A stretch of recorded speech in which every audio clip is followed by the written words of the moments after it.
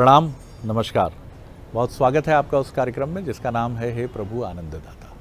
इस कार्यक्रम को लेकर अपने विचार, अपने सुझाव हमें भेजें और हमारा व्हाट्सएप नंबर आपकी टेलीविज़न स्क्रीन के निचले हिस्से पर डिस्प्ले हो रहा है 7000-969-440।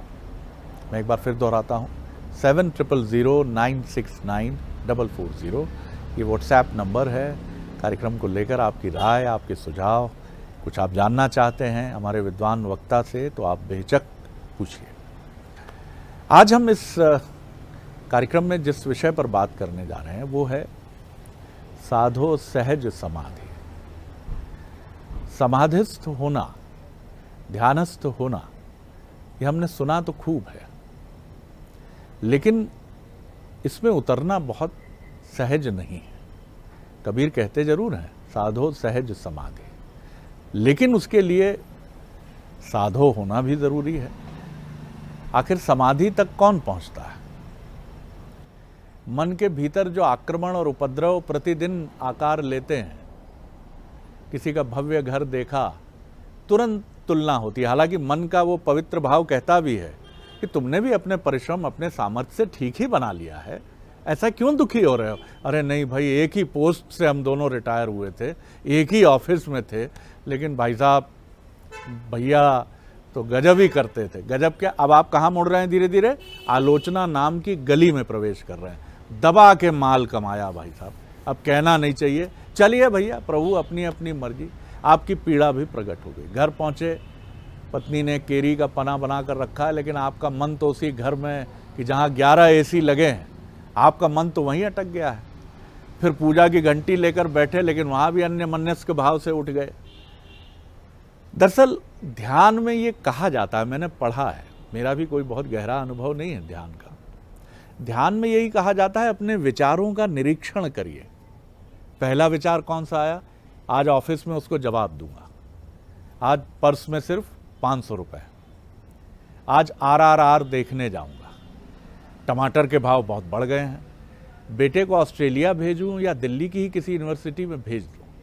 अब ये विचार आप जैसे ही शांत होने के लिए बैठे हैं, ये एक एक करके आपके मस्तिष्क का दरवाज़ा खटखटा के अंदर चले जा रहे हैं, और इनमें से एक विचार दानवी स्वरूप में अवश्य होता है जो आपको बेचैन कर देता है। थोड़ी देर आपके अंदर वो किसी खौलती हुई चाय की तरह रहता है और आपको उबाल लाकर एकदम आपकी आंखें खोल देता। कहाँ ध्यान भैया, पहले समस्या को सुलझाइए। समस्या तो सुलझती नहीं है, एक और समस्या खड़ी हो जाती है, और आप ध्यान और समाधि का स्वांग तो करते रहते हैं, लेकिन आपका मन उतना ही अशांत होता है, उतना ही पीड़ा से भरा होता है, उतना ही चिंताओं से भरा होता है। और समाधान इसका क्या है? समाधि, ध्यान, मेडिटेशन। तो आखिर हम क्यों नहीं जा पाते उस तरफ? क्या ये हमारा मन, हमारा चित्त ही इसका विरोधी है? क्योंकि उसको मालूम है कि अगर समाधि की तरफ गए तो स्वामी समाधि मन को बना देगी, और विचार रूपी घोड़े जो इधर उधर भागते हैं और हम उनके पीछे हाँफते हुए, लटकते हुए जमीन पर घिसटते चले जाते हैं किसी मजबूत विचार के साथ, वो रुक जाएगी वो प्रक्रिया। तो साधो सहज समाधि कैसे हो, आज इसी विषय पर हम बात करेंगे। हमारे विद्वान वक्ता हैं भगवद गीता के अध्येता, मानस परमज्ञ प्रोफेसर डॉक्टर सुरेंद्र बिहारी गोस्वामी। प्रणाम कर रहा हूँ। विषय आपके साथ। आपने बड़े रोचक ढंग से इस विषय को की पृष्ठभूमि रखी है। मुझे तो ध्यान आता है, वास्तव में मन बड़ा श्रेयस मार्ग का पथिक होने के बावजूद भी प्रिय के बड़े सुंदर लक्षण दिखाता है, और मनानंद की एक अलग अनुभूति होती है। जब भी हम चिंतन मनन में लगते हैं, मनन का अर्थ ही होता है कि हम गंभीर रूप से किसी विषय पर विचार करने लगते हैं। तो आप देखिए कि जीवन में यदि मन नहीं होता तो क्या होता। कभी अपन ने एक चर्चा की थी, उद्धव मन न भय 10-20, इस पर अपन ने चर्चा की थी। लेकिन एक मन ही पर्याप्त है अनंत आकांक्षाओं को पूरा करने के लिए। अति विचित्र है, इस मन रूपी राजा की करोड़ों रानियां हैं, करोड़ों चिंतन पल के विपल के और क्षण मात्र में ये उत्पन्न करता है।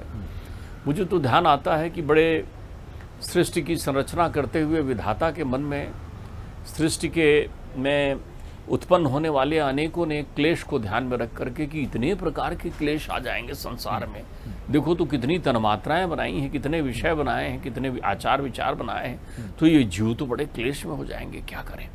तो उन्होंने सन्मार्ग की स्थापना के लिए जो है सत्संग रूपी औषधि का बीजारोपण करने का निश्चय किया, ताकि ये बाहर बाहर ना घूमते रहें, भीतर भी आए कभी। ध्यान रखिएगा, मन एक ऐसा है जो अपने घर में रहना पसंद नहीं करता, घर से बाहर जाना पसंद करता है। मन का घर हृदय है, वो जितना बाहर इधर उधर भ्रमण करता है थका देता है हमें, मन सारी इंद्रियों को थका देता है, मन भी थक जाता है। इसलिए कई बार हम कहते हैं मेरा तो मन मर गया, मतलब मन को मार भी देते हैं हम, जबकि वो सूक्ष्म शरीर के माध्यम से आत्मा की वार्तालाप करता हुआ अजर अमर अनादि अखंड स्वरूप को प्राप्त करता है मन, वो भी मर जाता है थक करके, कितना सोचता है भौतिकता पर। तो जब उन्होंने मनुष्यों के कल्याण का सोचा तो उन्होंने ऋषि मुनियों की उत्पत्ति के बारे में चिंतन किया कि ये आएंगे तो ये सबसे अच्छे उपचारक हैं, सबसे अच्छे चिकित्सक हैं, ये परमात्मा की विभिन्न विधाओं को आत्मिक शांति के लिए, अंतर्मन की शांति के लिए नाना प्रकार के जो है तप जग यज्ञ साधन इत्यादि बनाएंगे। तो उन्होंने अपने अंतर्मन से वशिष्ठ की उत्पत्ति की। महर्षि वशिष्ठ आए तो बड़े दिव्य ज्ञान से संपन्न थे, ब्रह्मा के पुत्र थे। तो आते ही वो दिव्य ज्ञान से धनीभूत आए, पिता की गोद में बैठ गए। पिता ने उन्हें प्रेम से देखा, फिर उन्होंने कहा चिकित्सक है, इससे पहले 2 क्षण के लिए रोग तो लगाऊं, ऐसा चिकित्सक ना बनाऊं जिसे रोग ना लगाओ। तो उन्होंने 2 क्षण के लिए संसार की माया उनमें प्रविष्ट कर दी। वो तप्त हो गए, जलने लगे, त्राहिमाम करने लगे, बोले परमात्मा ये तो करोड़ों चिंतन मेरे अंतर्मन में उत्पन्न कर रहा है, कहाँ मेरा ज्ञान चला गया, कहाँ पूजा पाठ ध्यान धारणा विधि, मुझे बचाइए। तो परमात्मा ने उस 2 क्षण में उनको फिर से ज्ञानवान बना दिया।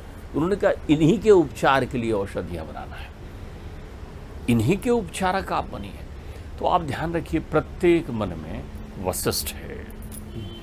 उपनिषद की ध्यान धारणा के अनुसार वशिष्ठ विराजते हैं कंठ में। हमारी जो वाणी निकलती है, हमारी जो रसना निकलती है, वो वशिष्ठा है।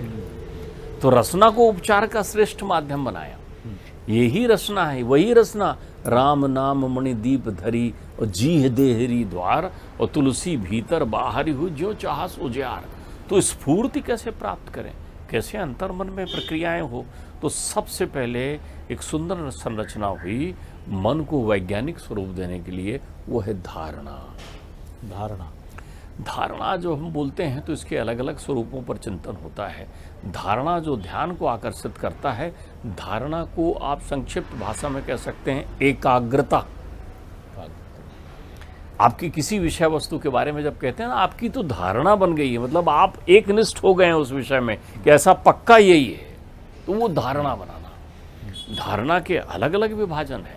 धारणा तक मन ऐसे ही नहीं पहुंचता। मन एकाग्र कैसा हो, वो तो थोड़ी थोड़ी देर में इधर से उधर उड़ जाता है, कबूतर आ कबूतर जा की तरह है मन।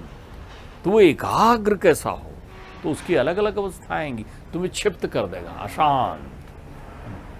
धारणा के लिए पहली अवस्था क्या आएगी? क्षिप्त। आप अशांत रहोगे। तो अपने अशांत पर गौर करो, क्या मैं अशांत रहता हूँ, क्या मैं अशांत रहता हूँ?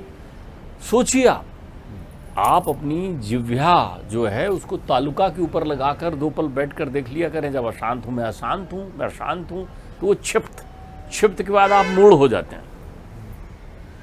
मन फिर आपको क्या कर देता है? मूढ़। देखिए, एकाग्र होने के पहले कितनी अवस्थाएं थी। मूढ़ क्या हो जाते हैं? मुझे ये चाहिए, मुझे वो चाहिए। जानते हैं सब छोड़ जाना है, चाहिए ना, मुझे इसके लिए देखना, मुझे और तो और अपने घर में कुआं खुदे ना खुदे हम ध्यान देते रहते हैं कि पड़ोसी तो नहीं कुआं खोद रहा है। सही बात। ये हमारी मूढ़ता ही है ना कि हम अपना स्वरूप चिंतन करें, अपना घर देखें, अपने। मैं तो ये कहता हूँ प्रत्येक मैं यदि सुदृढ़ हो जाए तो हम अपने आप सुदृढ़ हो जाएगा। ठीक बात। लेकिन मैं की सुदृढ़ता का ध्यान नहीं, तो मूढ़ कर देता है, फिर विक्षिप्त कर देता है। धीरे धीरे आप विक्षिप्त होने लगते हैं। क्षिप्त तो थे, लेकिन विक्षिप्त होने का अर्थ होता है प्रकाश कई जगह फैलने लगता है, कई विकल्प आपको दिखाई पड़ने लगते हैं। ये कर लूँ, ये कर लूँ, ये कर लूँ। अब आप समझ लीजिए, अब आपने मन को समझना शुरू कर दिया। बहुत अच्छी बात है। जब आपको मालूम हो, क्या बताऊँ साहब, 4 चीज़ें मेरे दिमाग में आ रही है, अब 4 में से क्या करूँ? आप संभल रहे हैं, आप समेट रहे हैं। शत्रु प्रबल है, शत्रु ही मित्र होगा आपका। अभी उसकी मनस्थिति ठीक कर लीजिए। फिर एकाग्र हो जाइए। विक्षिप्त के बाद एकाग्रता का अभ्यास करिए। तो जो ज्ञानी जन होते हैं वो एकाग्र होते हैं। एकाग्र होने के लिए आप क्या करिए, आपको एक एकाग्रता का बड़ा सुंदर अभ्यास बताऊं। आप किसी भी विषय वस्तु को तय कर लीजिए और एक 10 सेकंड के लिए वहां देखने का प्रयत्न करिए उसको। देखिए, समाधि बड़ी सरल प्रक्रिया है। समाधि में पहुंचने के पहले धारणा ध्यान समझ लें तो समाधि तो इतनी बढ़िया औषधि है आपके जीवन में, जिस सहज समाधि की बात मैं कर रहा हूं। सहज समाधि, सहज वही है ना। समाधि को बहुत सारे लोग समझ लेते हैं कि वो हठ योगी और राजयोगी की तरह समाधि की प्रक्रिया कर रहे हैं। वो दुर्लभ है आपके लिए, आप नहीं कर सकेंगे। तो सहज समाधि सीख लीजिए क्या है। अब आप एकाग्रता का अभ्यास करिए। आपने कहा साहब नहीं, बहुत देर तक किसी को देखना मेरे लिए संभव नहीं है। अरे किसी तस्वीर को देख लीजिए, किसी मूर्ति को देख लीजिए, किसी चिड़िया चहचहाती चिड़िया को देख लीजिए, किसी शून्यता को देख लीजिए, किसी अंधकार में किसी बिंदु को देख लीजिए। तो जितनी देर आप उसे देखेंगे, जैसे किसी से आप पूछ लीजिए, हाँ बताओ भैया 17 अट्ठे कितना होता है, तो जैसी आपने कहा 17 अट्ठे कितना होता है, उसका पूरा ध्यान चला जाएगा।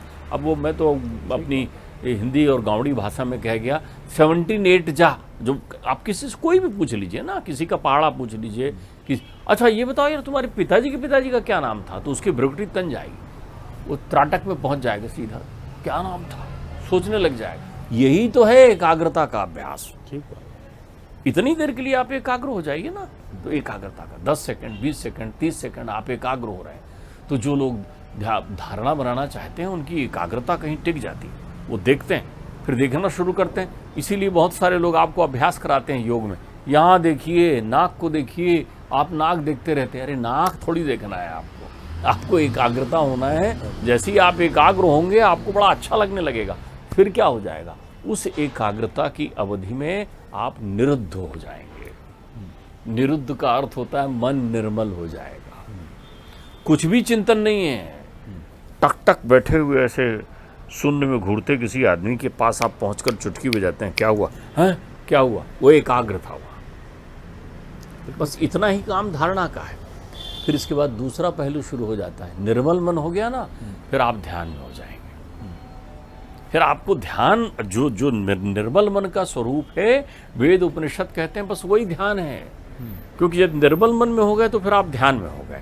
ध्यान में हो गए अर्थात उतनी देर आप चाहे आंख बंद कर लें, चाहे आप कुछ करते रहें, चाहे आप कुछ ना करते रहें, चाहे आप चलते रहें, चाहे आप बैठे रहें, चाहे आप गाड़ी में रहें, चाहे आप घर में रहें, चाहे लोगों के बीच भी रहें। जब आप ध्यानस्थ होने लगेंगे अर्थात धारणा एकाग्रता आपकी आ गई है, तो आपको अपने आप एक शांति की अनुभूति होने लगेगी। जब वो शांति की अनुभूति भीतर में होने लगे तो ताप संताप अपने आप खत्म होने लगेंगे। तब फिर आपको धीरे धीरे, जब आप कान को कहेंगे सुनो तो वो सुनेगा, जब कहेंगे ना सुनो तो नहीं सुनेगा। फिर जब आप आंखों को कहेंगे देखो तो वो देखेगा, नहीं देखो तो नहीं देखेगा। आप कहेंगे ऐसा कैसे होता है, अब देख लीजिए, आप दरवाजे के पीछे आपकी निंदा चल रही है, आप सुनना चाहें तो शोर में भी अपनी इंद्री को आदेश दे देंगे तो धीरे धीरे छुटपुट शब्द आपके कान में आने लगेंगे। आपका कंसंट्रेशन वहाँ है तो कान में सुनाई पड़ रहा है। लेकिन आपने कहा नहीं सुनना है तो बगल में बोलने वाले की बात भी आपको सुनाई नहीं पड़ती। आप मेरी बात समझ रहे हैं ना। यही ध्यान की अवस्था है, सहज ध्यान की आप समझिए। फिर समाधि की अवस्था क्या है, वहाँ तो साधन साध्य और ध्येय सब एक हो जाते हैं। वहाँ पूजा पूज्य और पूजनीय एक हो जाते हैं। वहाँ भेद खत्म हो जाता है। वहाँ इससे अंतर नहीं पड़ता कि ये मूर्ति मेरी है कि ये मूर्ति तेरी है।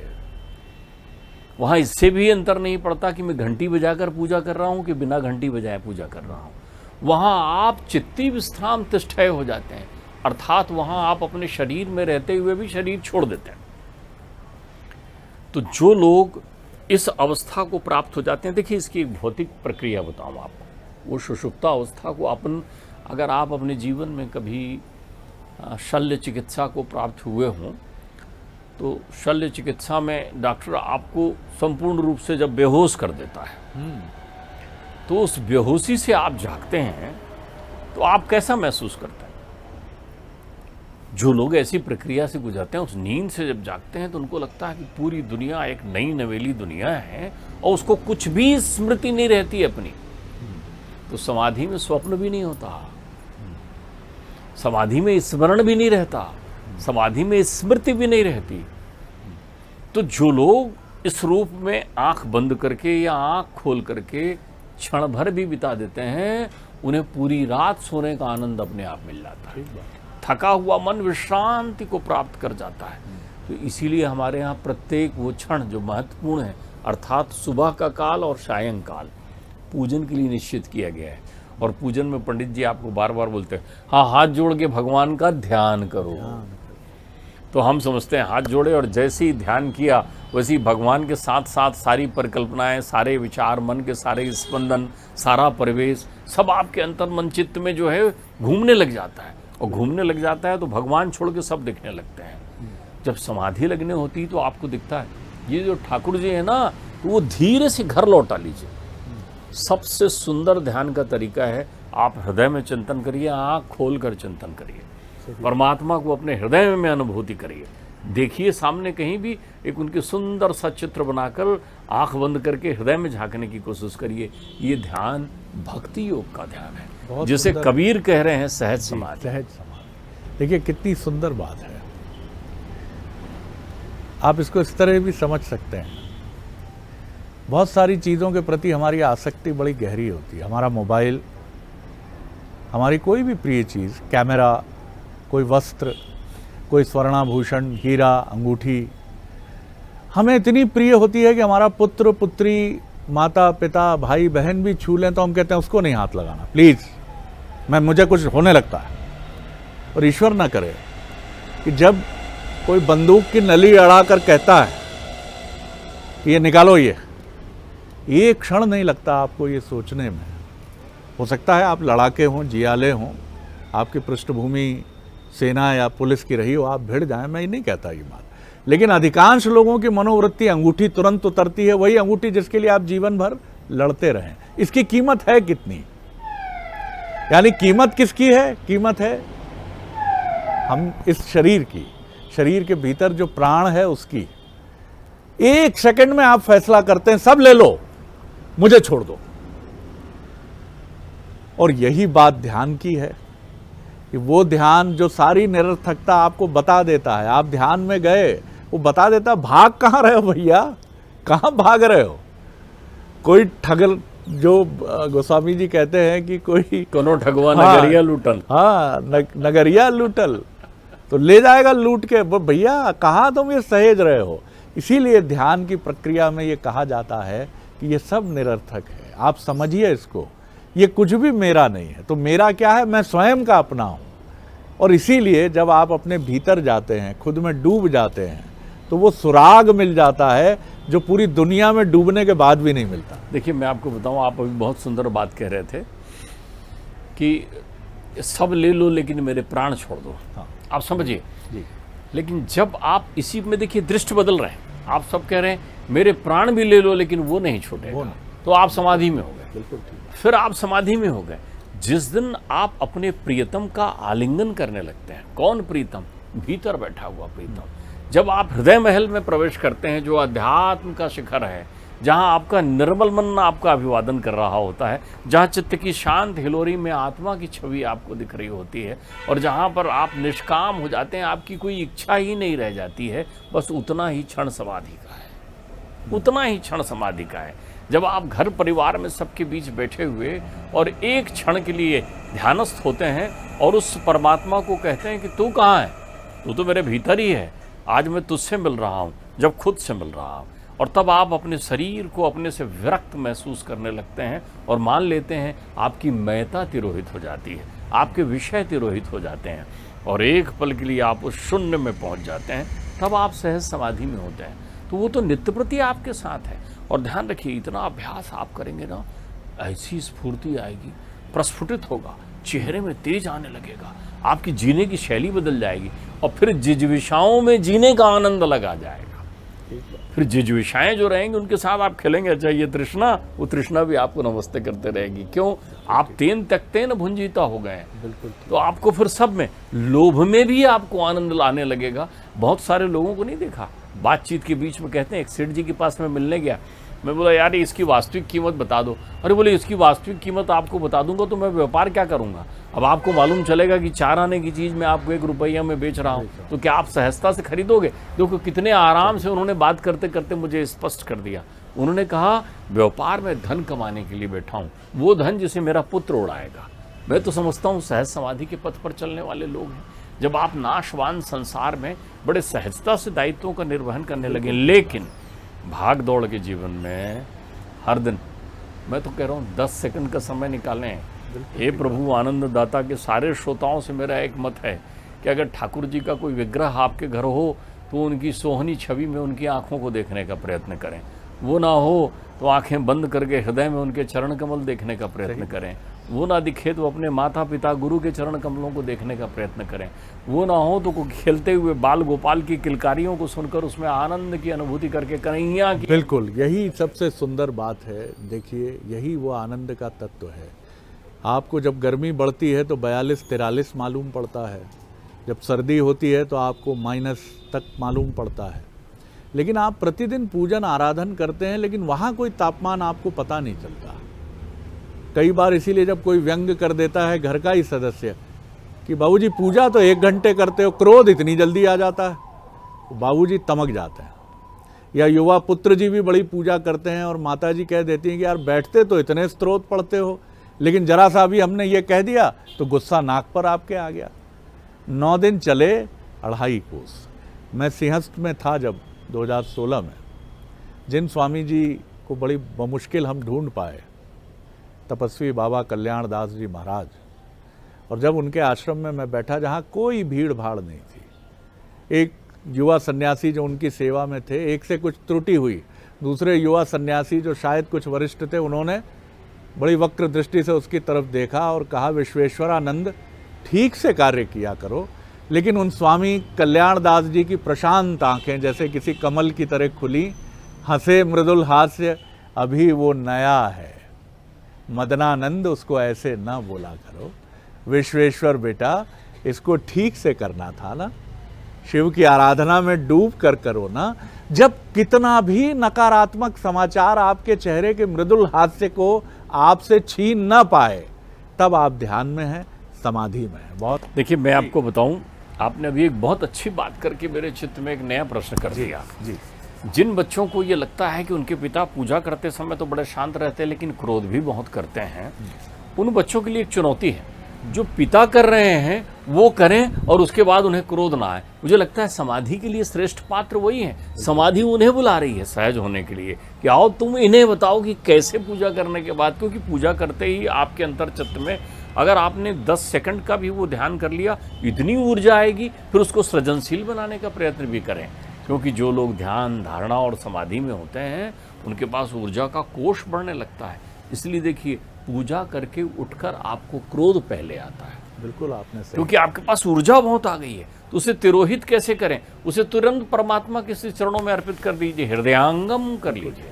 इसलिए अपने यहाँ तरीका है कि आपने आरती ली, यूं किया, आंख में लगाया, मुंह में लगाया, अर्थात आप सोचते हैं यहाँ ऊर्जा जो है वो कहीं ना कहीं समाहित हो जाए। तो जब भी आप इस प्रकार की प्रक्रिया में हो, ध्यान में, धारणा में, समाधि में, नए बच्चे प्रयत्न करके देखें। मैं तो कह रहा हूँ कुछ ना करें, जिनको मानते हैं उनको चित्त में धारण करके केवल एक 10 सेकंड के लिए आंख बंद करके केवल उन्हीं का ध्यान कर लें, सहज समाधि मिलेगी, घंटों का विश्राम मिल जाए। और एक चीज़ और समझ लीजिए कि ध्यान और समाधि का अर्थ है छूटना। हमने बहुत कुछ पकड़ रखा है। मैं नहीं कहता कि किसी भी धर्म की कोई भी पूजन आराधन की व्यवस्था है, लेकिन वो कई बार हमने इसके पहले बात की, वो हमारी मनोवैज्ञानिक एक कमजोरी भी बन जाती है। नहीं हुई जिस दिन पूजा उस दिन ऐसा लग रहा है जगत सूना है, क्योंकि ध्यान नहीं है। ध्यान और समाधि में कुछ नहीं है। आपको लग ही नहीं रहा है ना कि जिसका आराध्य आप, जो आपका आराध्य है उससे आपकी कोई दूरी बढ़ी है। वो तो आपको लग रहा है आपके हृदय में ही बैठा है, आप ही हो, वो आप स्वयं हो। कितनी सुंदर बात है। और पीड़ा इसीलिए है कि अभी हम द्विज हैं, दो हैं। जिस दिन हम एक हो जाते हैं उस दिन समाधि है, उस दिन ध्यान है, जब पूरा ये जगत हमारे भीतर विलीन हो जाता है, गहरी शांति प्रशांति से हम भर जाते हैं, कटुता बह जाती है, सारी विक्षिप्तता कहीं समाप्त हो जाती है, खराब से खराब, अच्छे से अच्छा समाचार हमें प्रतीत ही नहीं होता है। ऐसा दिन हम सबके जीवन में अवश्य आए, क्योंकि यही वो मार्ग है जिसको आप कहते हैं मुक्ति पथ। बहुत धन्यवाद करता हूँ गोस्वामी जी, आनंद आ गया आज के भी इस चिंतन से, अद्भुत रहा।